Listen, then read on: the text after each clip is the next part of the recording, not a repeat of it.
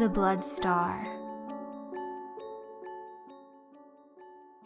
Who is Hyraaq Tobit? Who or what is Hyraaq Tobit? Who or what is Delphia?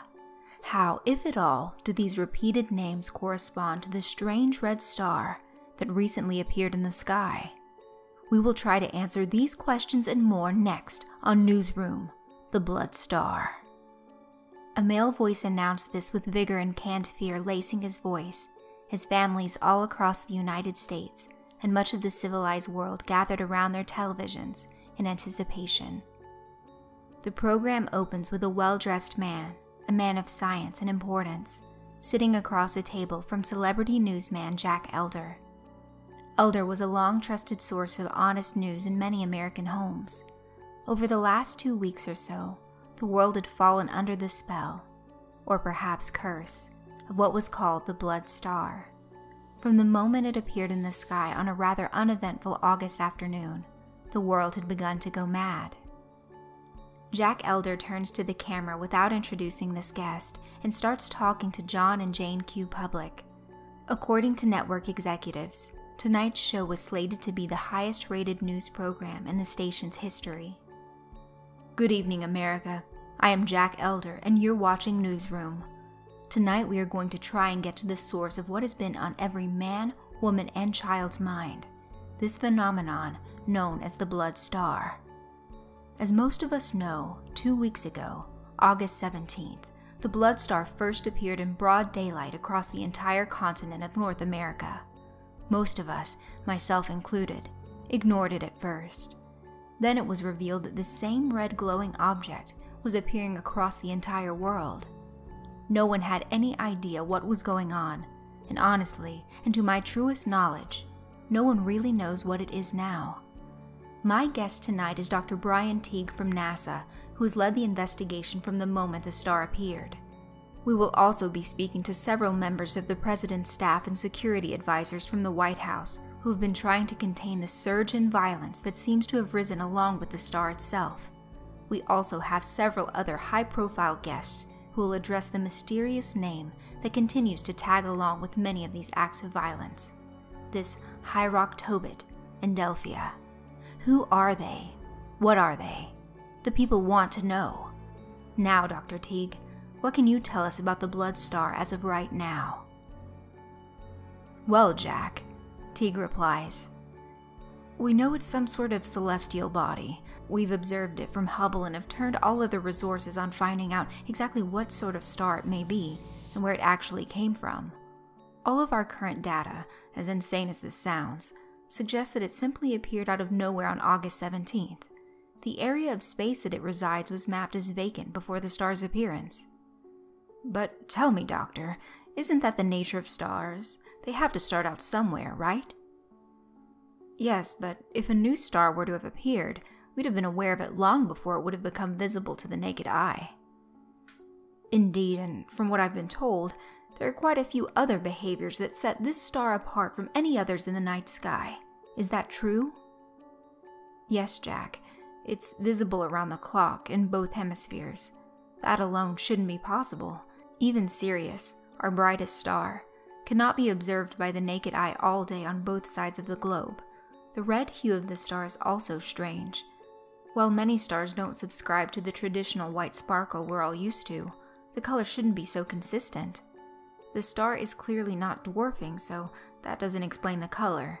If the red were caused by chemical compositions, it should alter a bit. Using Sirius as example once more, it is often known to flicker different colors. This is caused by its light coming through Earth's atmosphere and creating the optical illusion. Blood Star, or Alpha ESO, as we have technically classified it, doesn't behave in that manner. One of the greatest mysteries, though, is that it gives off an energy pattern that we cannot yet identify. Can you elaborate on that, Doctor? See, stars give off tons of radiation and have a massive gravitational force. We can learn much of a star's nature simply by studying those factors. With Alpha ESO, while we can tell that it is giving off large amounts of energy, the energy doesn't follow the same wave patterns as previously observed radiation or gravitational forces. To be honest, we believe that once we identify the energy source, we can unravel much of what the star actually is. We believe it may be a new form of energy altogether.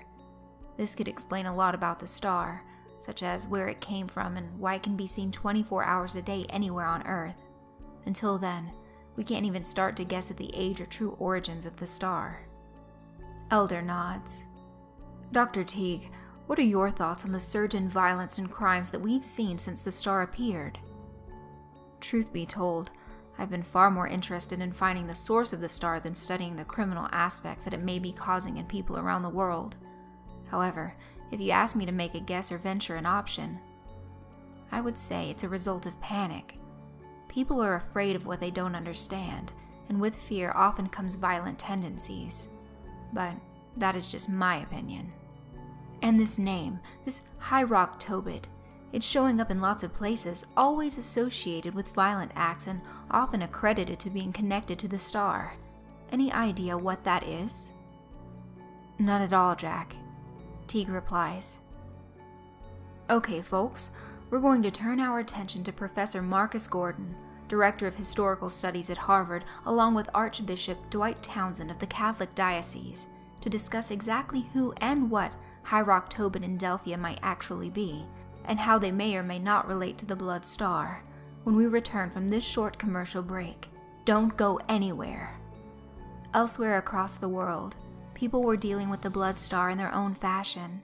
In the 8th District Police Station in New Orleans, a detective by the name of Calvin Drexler was helping with the influx of suspects being taken into custody. Should he be under this kind of stress? A uniformed officer quietly asked the watch commander, Francis Lombardi. Drex is fine. He took his time off, he grieved the loss of his daughter, and he came back when he was ready, Lombardi responds. They were speaking of the Queen Justine political murders that ravaged the city last year. Drexler had lost his teenage daughter, Marissa, in what most believed to be a revenge murder. The main suspect in the crimes had sought Drexler out, confessed a bizarre story of creating a killer cartoon character, and while he was busy telling his tale, someone, still unidentified, had gotten into Drexler's home and murdered his daughter. It was quite a mess. Drexler himself was walking about the large holding room within the station. Men and women, usually drunk out-of-towners, typically occupied the rows of steel chairs that were bolted to the floor. Since this damn star appeared, though, police stations across most large cities have been working overtime to deal with the surge in violence that came with the star's arrival. New Orleans had not been immune to this problem. Drexler, though, actually felt better dealing with the chaos. Marissa had been the only thing on his mind since that bastard, Craig Morgan, had stumbled in and told the tale of his little ultra-liberal activist group and the killer they believed they'd spawned. In the end, Marissa, who Drexler found out far too late drew up the image of Queen Justine herself, had paid with her life. Drex had been crushed. For the longest time he believed he was done with police work. He took several months off and just cried and mourned. It was actually his wife, Simone, who suggested one day that he try going back to work, even if just for desk duty. He argued that it was too soon, but eventually he himself grew tired of sitting about his home feeling miserable. He took his wife's advice, and was now glad he did.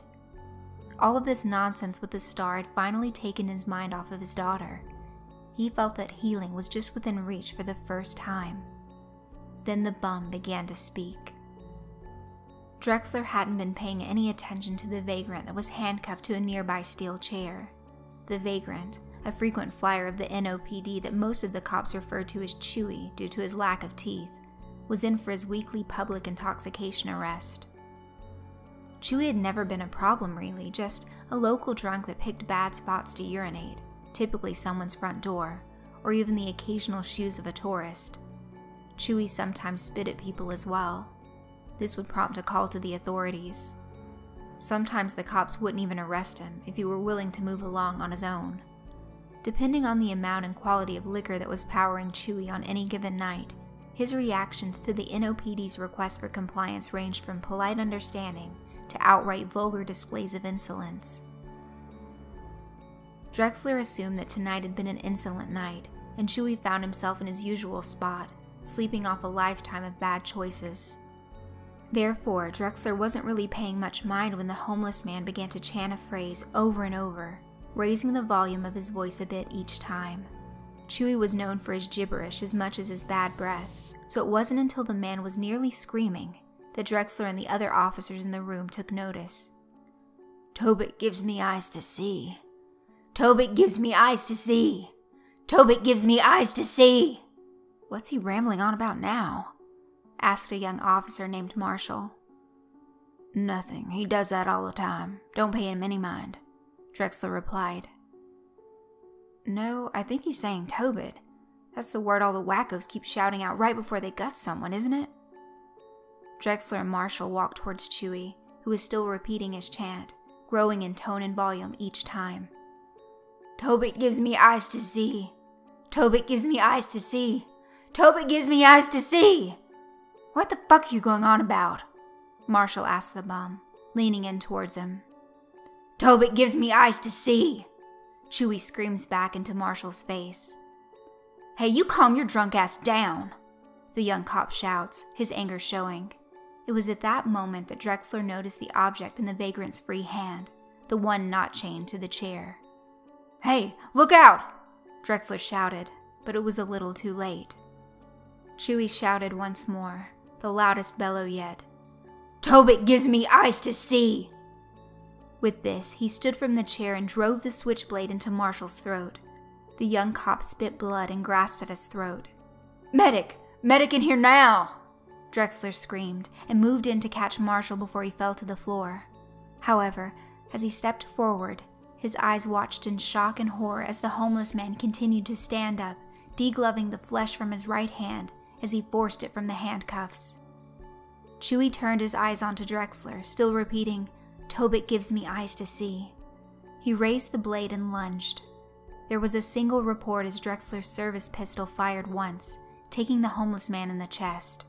Chewie staggered back, clutching his bleeding chest, before falling back into the chair he'd previously been chained to. The switchblade fell to the floor with a loud clink. Drexler quickly kicked it away. The homeless man died, uttering one last time that Tobit gave him eyes to see. Medical staff rushed in. Calvin Drexler stepped back. He knew he'd have statements to write now. Perhaps Simone's advice about coming back hadn't been so good after all. Lombardi walked over, perhaps to offer words of comfort. Drexler handed him his pistol, as would be protocol anyway, and walked back towards the station's break room. He needed to sit down. In the break room, the television was turned to newsroom, as were much of the televisions across the country at the time. Drex wasn't really paying much attention, though, as the host, Jack Elder, introduced his next guest. "Gentlemen, thank you for joining me tonight on Newsroom. We've already talked with NASA's lead scientist about this blood star, and now we turn to you to hopefully shed some light on the violence and strange words that continue to be accredited to it. Of course, I'm speaking about Hyraaq Tobit in Delphia." "Let's start with you, Professor Gordon. Hyraaq Tobit, Delphia. What do they mean, and why are they so now abundantly going hand in hand with violent crimes?" "Well, the name Tobit can be traced to Judeo-Christian roots. It appears as a chapter in the Bible, though it's a rather grim tale itself." "How so?" asks Elder. "Tobit was an Israelite who was, according to scripture anyway, blinded by bird droppings. God heals him, though, because he was a righteous man, so the story goes anyway. Really, the chapter of Tobit deals more with his son, Tobias, than Tobit himself." "And you, Archbishop, what say you of this biblical Tobit?" "I think the professor summed up the story fairly well. Tobit was chosen by God to be healed, by the Archangel Raphael, to be exact, due to his pious nature. There is mention of the demon of lust in that particular story, Asmodeus by name, but in all, while no book of the Holy Bible is any lesser or greater than another, the book of Tobit is a rather minor piece of scripture." "And the name Hyraaq, is that at all associated with the biblical Tobit?" Elder inquires. "Not at all," both men answer together. "So, what, in your opinion, is Hyraaq Tobit?" Gordon answers first. "The only other time I've ever heard anything remotely similar mentioned in any historical context was during the reading of the Triassic Journal last year. During the story of Epor and his dealing with the Primes, as they were called, there is mention that when the Primes were raiding his city, they continued to chant some sort of name. The translation on that name wasn't perfect as I remember though, but I do remember them saying, Hyraaq Tobit. I believe we have a clip of that, Elder states, and suddenly, America's news viewing audience is witnessing Claire Nobles giving the press conference on the findings of the Triassic Journal. She can clearly be heard during the story, quoting the translated text, and it certainly does sound as though she is saying Hyraaq Tobit. It is worth noting that the true origins of the Triassic Journal were never really revealed. We know that it is a very old book, we know that this collection of scientists were able to translate it, but what it speaks of, a race of humans existing before the dinosaur, I've never believed that. And you, Archbishop, your thoughts on the Triassic Journal and how it may apply here? I have to agree with the professor here. As a Catholic, I believe that God created all life. However, even if I were a strict atheist, I doubt I could ever believe that some race of human existed before dinosaurs. It is quite a story. Now, let's discuss Delphia, its meaning, and how it could apply here. The word Delphia is likely of Greek origin, relating to the city of Delphi. It could also be a name or even some sort of strange abbreviation for the city of Philadelphia. In Greek mythology, one of Apollo's oracles lived in Delphi. When we're trying to apply this to some sort of religious or mystical meaning, though, we sort of end up chasing our tails, Gordon asserted. And what about the team of scientists that were assembled to study the journal? My sources tell me that one of them, a Dr. Walter Hart, died of a heart attack shortly before the book was translated. Furthermore, we're told that the other 3 scientists, Dr. Claire Nobles, Dr. Janice Batista, and Dr. Christopher Allens, have not been seen since shortly before the Blood Star appeared. Any thoughts on this, gentlemen? That is true, Jack. We did some digging, and after speaking to several members of their respective universities, it would appear that the 3 remaining researchers took on the task of studying the Triassic Journal after the collaboration was complete. They continued to rent the office space in New York out of their own pockets and were allegedly doing further study into the matter. Then one day, not very long ago, all 3 of them just stopped coming in. According to a Dr. Redbay at Dartmouth College, Claire Nobles had been a lead on that project. She was checking in with Redbay fairly routinely, and then just stopped. And no clue where they might be now, Professor Gordon? None at all.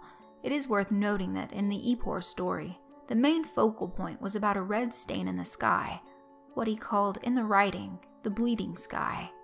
Piece together the name Hyraaq Tobit appearing in that same story, add in the scientist that vanished, and you almost have to wonder if there isn't some larger conspiracy afoot. But as I said before, when we really try to dig into this mystical folklore and religious icons, you wind up just really chasing your tail. Chasing our tails indeed, Jack Elder stated firmly. Well, folks, stay with us, because coming up next we'll be talking to Homeland Security Deputy Director Leslie Fremont about these violent activities that have been going on since the Blood Star appeared. We'll get her take on what's happening and what you can do to keep your family safe. Stay tuned. In Greenwich, Connecticut, Cynthia Lawrence, formerly Cynthia Tierney, pauses newsroom. What gives, Cindy? I want to see what the Homeland Security people have to say, her husband, Brian Lawrence, states in response to her pausing the program. We'll finish it, Brian, but I have to tell you, this has me really worried. This Tobit stuff. Baby, you don't think it's connected to the Foundation, to Haller's cult or do you? No, not at all. That's over. No, it's just... I've heard of Tobit before. A long time ago this way. Before the incident with the Foundation. Brian, who as a teenager had actually helped in rescuing Cynthia from the clutches of Father Haller and his insane demon turned all of his attention to his wife. They married after college and had a son together whom they'd named after Brian's departed brother Joe. They'd done this to honor the man who'd, even in death, helped save them both. Wait, why haven't you ever told me about this? Brian demands, more out of concern than anger. Well, for one thing, It was such a small and insignificant event in my life, especially compared to what we went through with Holler. It was really just 2 people that showed up at my front door one day when my parents were at work.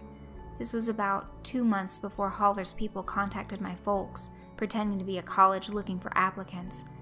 It was strange though, and like I said, I only recently started making the connection between what they told me and what's happening on the news right now. What happened? Who approached you? Cindy, last surviving daughter of a warrior king, sighed. She stood from the couch and went to quickly make sure their son was still sleeping. She was always afraid that he might have inherited some of her sensitive abilities when it came to things of a mystical nature, and she didn't want to open him up to anything that might be evil. After all, she and her husband had experienced enough evil to last a lifetime before they were old enough to buy beer. Joe Jr. had only recently been born, was still an infant in fact, but just the same, Cindy knew that tear blood brought all sorts of strange and dangerous gifts. If she were going to tell this story, she wanted it to be only heard by Brian. It was just a normal afternoon in Rhode Island, which is to say, boring as hell. I was home alone, just flipping through the channels and hoping to find something interesting to watch when suddenly there was a knock at my front door. Now, this was back when we were kids, Brian, you know, back when people weren't afraid every time they heard a knock at the door.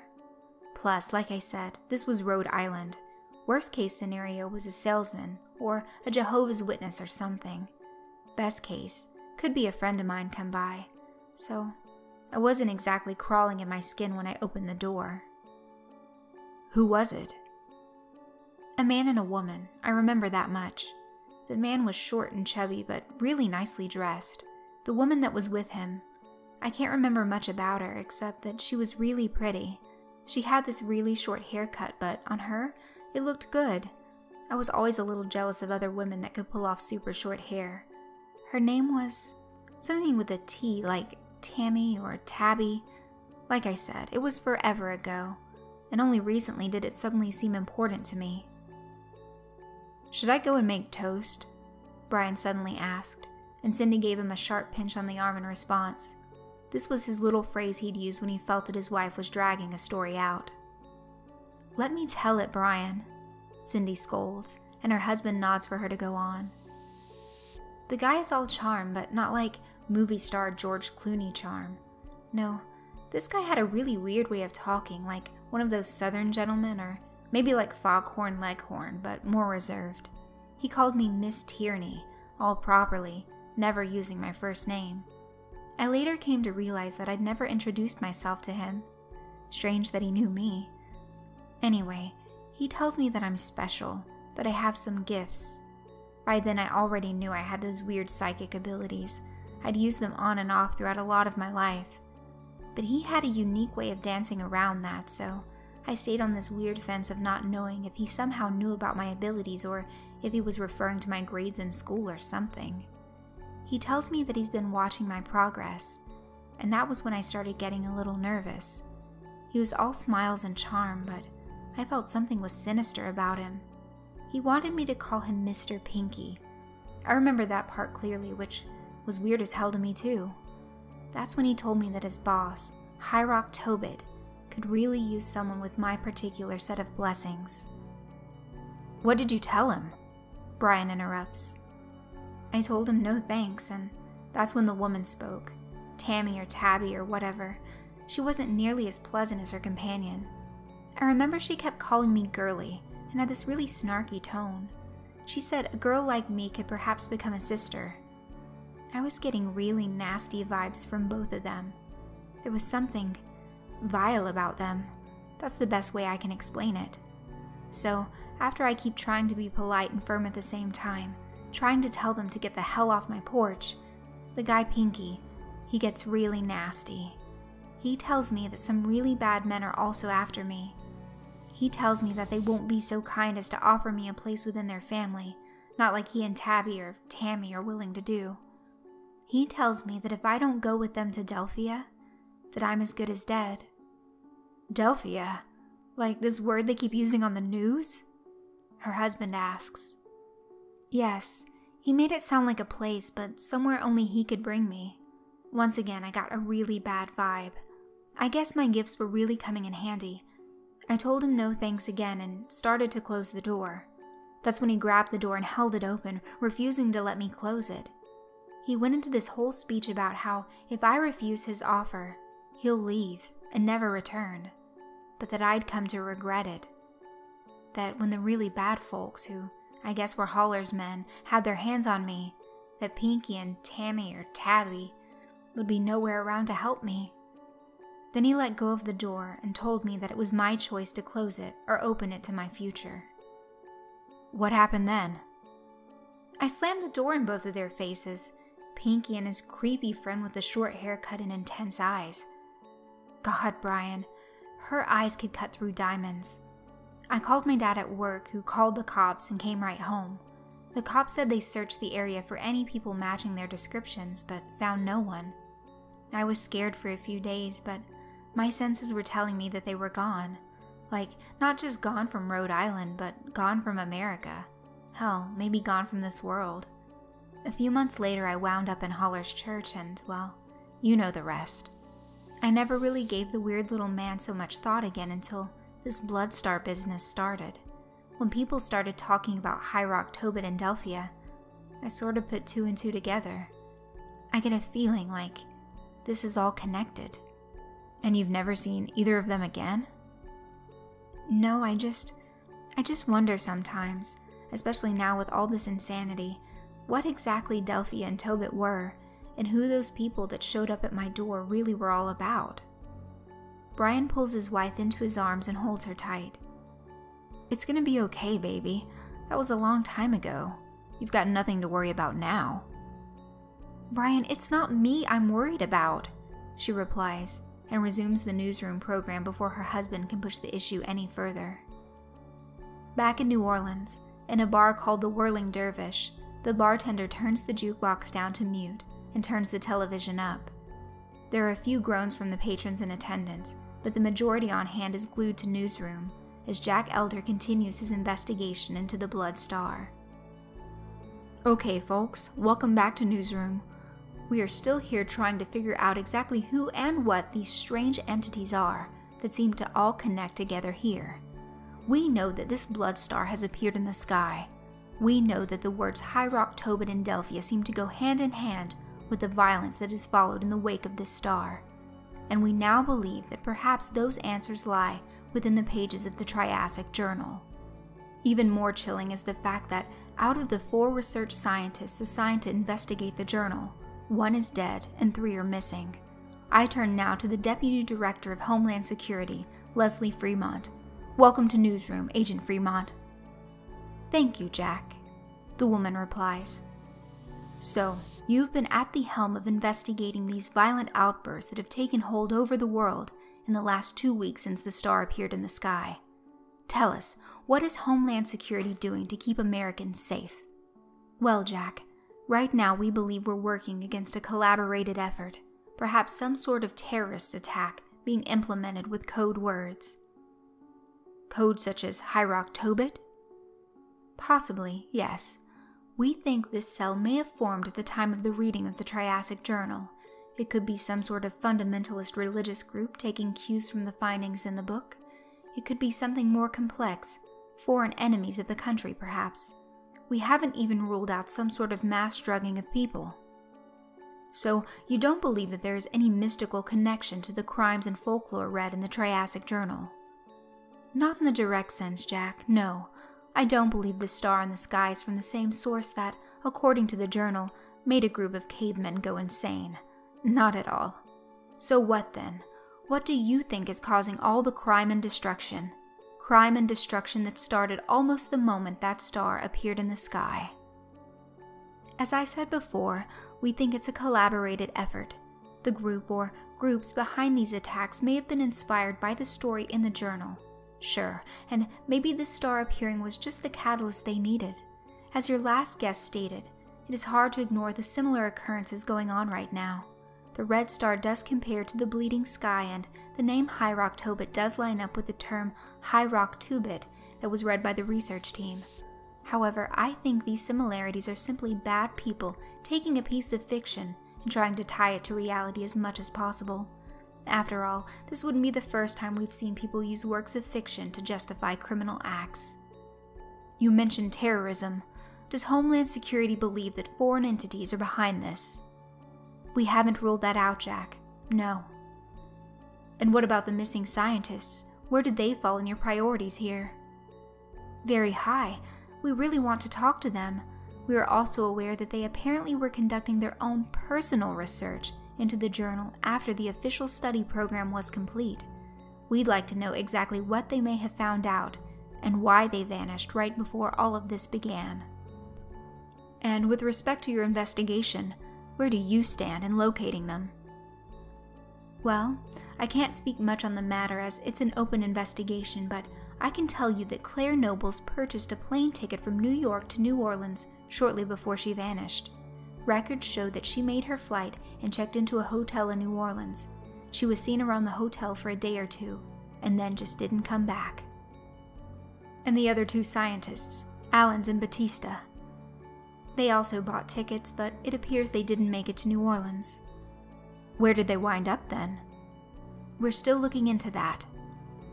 Okay, let's talk about their lab in New York.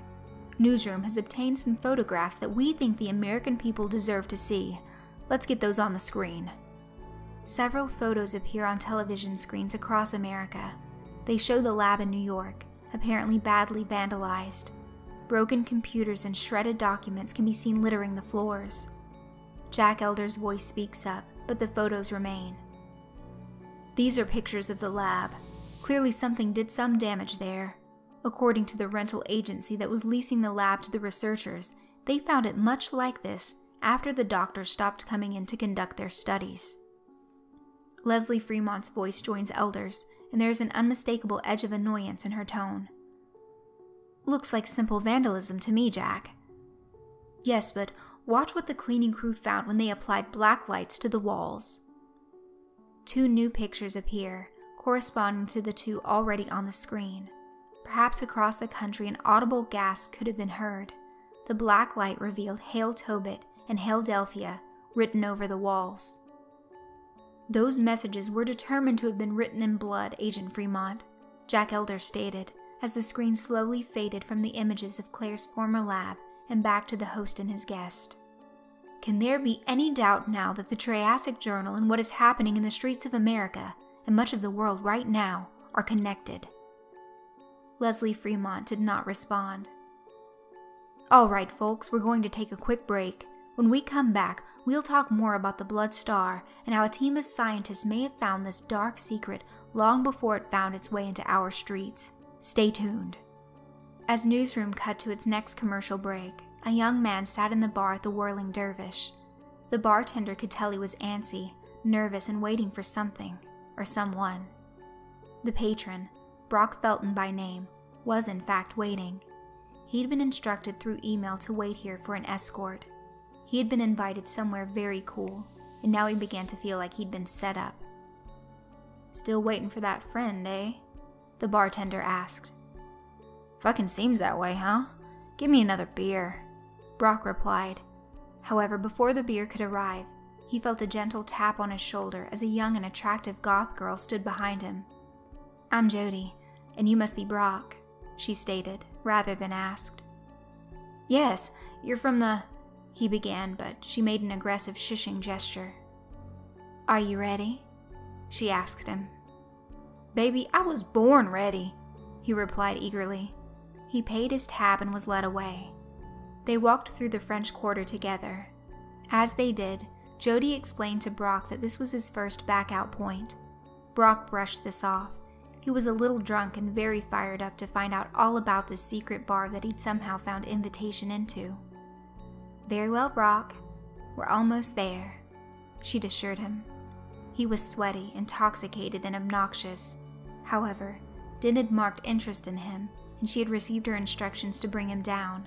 She honestly just wanted the walk to be over. As they rounded the corner and walked towards the small house that sat around the 1200 block of Dauphine Street in the Quarter, Jody was shocked to see a familiar face sitting on the small stoop outside the home. Jackson? What are you doing out here? Who's watching the bar? Jackson was tall and dressed in garb that would suggest an old-timey barkeep. White shirt, black bow tie, and a mustache that curled at the ends. "Who the fuck is this?" Brock demanded. "Be quiet," Jody snapped back at him. "Jody, you're gonna have to call this one off tonight. This whole Bloodstar business has some of our superiors in a tizzy. They want everything shut down until this sorts itself out." "I understand, Jackson," she replies and turns back to Brock. "Look, man, we're gonna have to reschedule this or something. The bar is closed tonight. Sorry." She turns from him, dismissing the loud and drunk frat boy as though he simply ceased to exist, when she suddenly feels a strong hand grab on her shoulder. "Look, bitch, you invited me out here, okay? I've been sitting down for 2 hours waiting on your ass, and now you tell me the whole thing is called off? Fuck that. I want to go to this bar of yours." Jackson was upon Brock in less than a second. "Piss off!" the bartender screamed in a voice that was far too loud to come from any normal human being. He jabbed his finger into Brock's chest, pushing the young man to the ground with no effort. Jody took this moment to step behind Jackson. Fear wasn't a normal emotion for her, but due to some recent activities out in Pearl River, she'd learned to be much more cautious. "Hey, that's assault, you asshole!" Brock shouted from the ground. "Would you like to try for battery next?" Jackson asked him. The drunken Brock seemed to consider this for just a second, but in the end found his brains and decided this wasn't worth losing any blood over. He climbed uneasily to his feet and began to stagger away, rubbing his chest where he could still feel the force of Jackson's finger jab. "I'm gonna sue you fuckers for this, you goddamn psycho.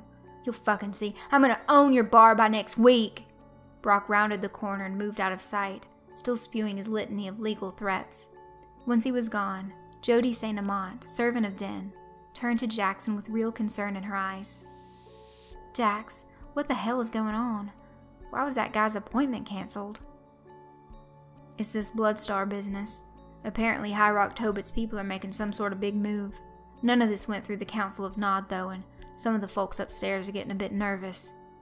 Jody gazed up at the Bloodstar, which she recognized from the start of all of this as the Red Star, and rubbed her chin in thought. "I do find it strange that Tobit's people are doing this right now. What do they really have to gain?" "That's what no one knows. Exposure, I guess, but why now? That's what everyone upstairs is wondering. Tobit's avatar was said to have spoken about revealing the star a couple weeks ago. He didn't give us any solid reasons that I know of, though. I mean, technically just showing the star doesn't break any Council of Nod rules, but still, it's sort of a balls-out move that no one can figure out a reason for." "I don't think I like it, Jax. That damned red star of his is making a lot of people nutty. I think that's why they want all operations to cease for the time being. They want to see what Tobit is up to and how much damage control it's going to require to restore balance once this little stun is over. I guess that means, for the time being at least, we're on a bit of a vacation." Jody smiled a bit at that. Some time off would do her well. "Hey, thanks for getting rid of that asshole Brock for me. I didn't like him from the start. Bad choice, I think." Jackson put his arm around Jody St. Amant and walked her into the house that would allow entrance to their secret domain. "No worries, kiddo. I have to look out for you after all. Now, let's discuss where we'd like to go on vacation." "Anywhere but Antarctica. That's for damn sure," Jody replies, and they both chuckle at that as they close the door to the small house behind them. Across the city of New Orleans, in a neighboring suburb called Metairie, a large man sat in his easy chair, a bottle of whiskey in his right hand, watching as Jack Elder, famed newsman and longtime voice of the American people, continued with his program. The man, Hector Castro by name, had been inseparable from his bottle of whiskey for almost a year now, since his only son, Sergio Castro, had vanished while sailing his yacht around South America. However, since the Bloodstar had appeared in the sky, and terms such as Hyraaq Tobit and Delphia had begun to appear on the nightly news and in all the papers, he and his bottle had become even closer friends. His wife had moved into their mother's home because Hector's anger had become too much. He raved about the house all day, liquor in hand, screaming about Derek Reynolds, screaming that the little shit had been telling the truth.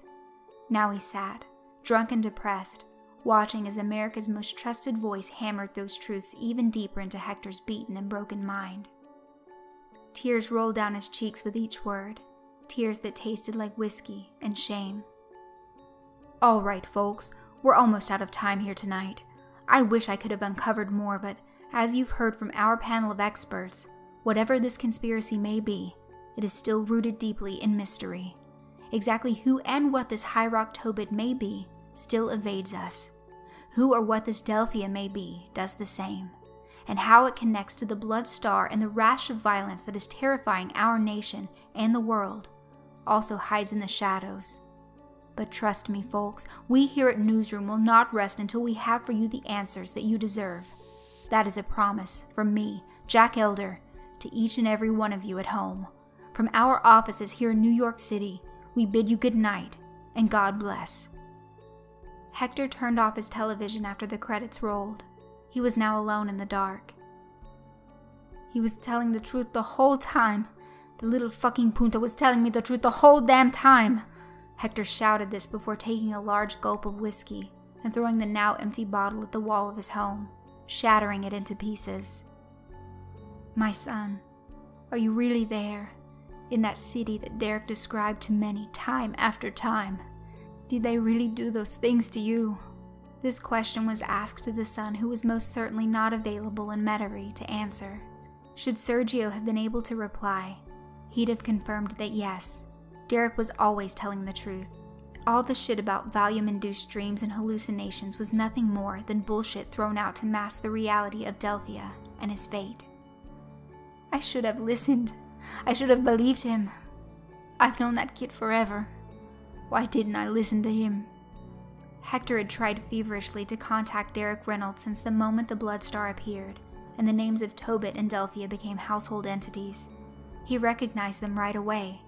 After all, Derek had explained this to him at least a dozen times or more since he returned from his rescue. However, Derek was nowhere to be found. His phone went to voicemail, and his apartment was vacant.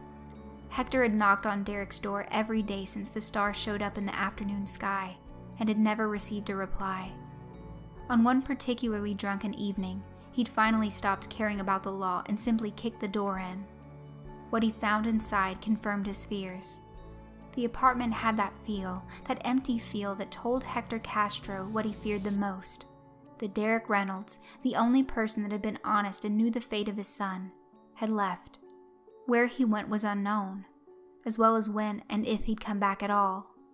To Hector, this simply punctuated his failure as a father. He'd had so many chances to believe Derek, so many shots at working with the kid to perhaps do something to help his son. However, he'd never come close to believing that some sort of cult in Antarctica had kidnapped the boy. He'd never been willing to remotely believe that Sergio could still be alive, waiting for a rescue. Waiting, perhaps even, for his papa to come and save him. Hector walked into his kitchen and reached into his cabinet for another bottle of whiskey. However, mid-grasp, he saw something else that he kept tucked away in his kitchen cabinets. A pistol. Something he'd purchased for home protection. Something that, due to his expensive home, he felt he might need someday. However, the Castro family was wealthy and lived in a gated community. The need for home defense had never come. Yet now, as drunken tears rolled down Hector's face, he realized that he'd missed chances to actually perhaps help his beloved Sergio. Perhaps the pistol had a purpose after all. Hector sat down at his kitchen table, the loaded gun in front of him. He dealt out in front of him a series of photos, like playing cards, and began to look them over.